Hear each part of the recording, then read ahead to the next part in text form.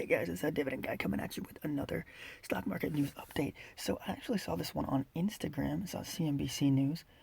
Um, Former NASA scientist and entrepreneur buy up Pier 1, Mondel's, and other iconic brands. We see this as a once-in-a-lifetime opportunity. We just hunt for deals, said one of the company's co-founders.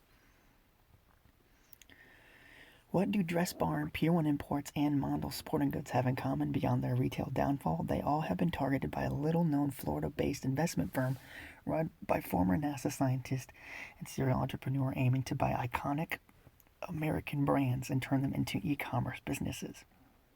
Retail e-commerce ventures founded by Ty Lopez and Alex Murr have been scooping up distressed retailers almost as fast as they fall, looking to flip rusty brick-and-mortar brands into lean e-commerce brands.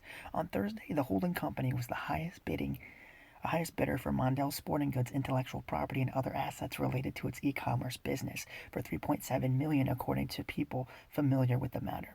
The firm acquired Dress Barn in November for an undisclosed amount and Pier 1 in June for $31 million. If approved, Mondel's would be their third major retail acquisition in just 8 months. Sporting goods is a ginormous market, said Rep CEO, a former aerospace scientist and co-founder of Zeus, the online dating app, which he sold last year for $300 million. If you look at people who aren't into sports, they know of Mondel's. It's a well-respected and old brand. It's something people have grown up with. So, guys, what do you think Ty Lopez and his partner C? I actually owned Pier 1 stock for a while.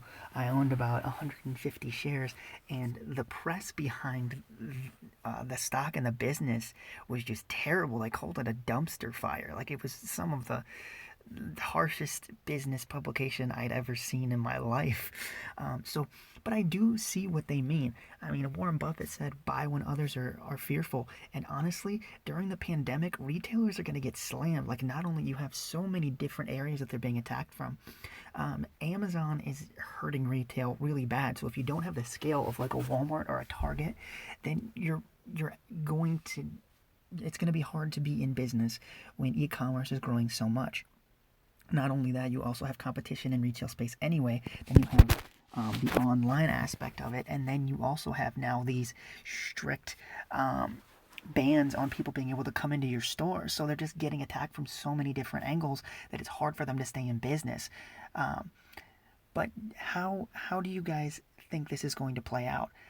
Do you think this is a good strategy? I mean, honestly, it's buy low, sell high, and honestly, bankruptcy is the lowest you can go.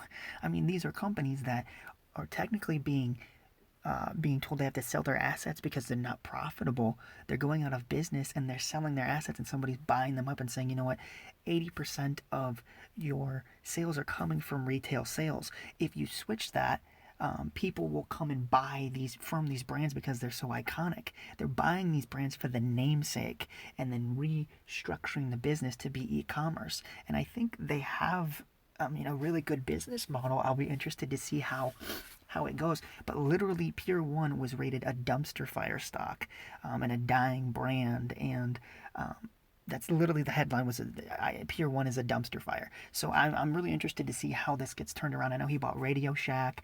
He has a book mentorship as well. So Ty Lopez has been buying up a bunch of businesses. I'll make sure that I follow up on this story. I just thought it was really interesting that he bought Pier 1, and then I saw he bought a couple other brands on his Instagram as well, but he's bought 3 major brands in 8 months. That's insane. But guys, do you think this is the right move? How do you think this will play out? Do you think he'll be super successful, taking retail into e-commerce? Do you think Amazon's just going to eat him alive? I'm really interested to see what you guys have to say.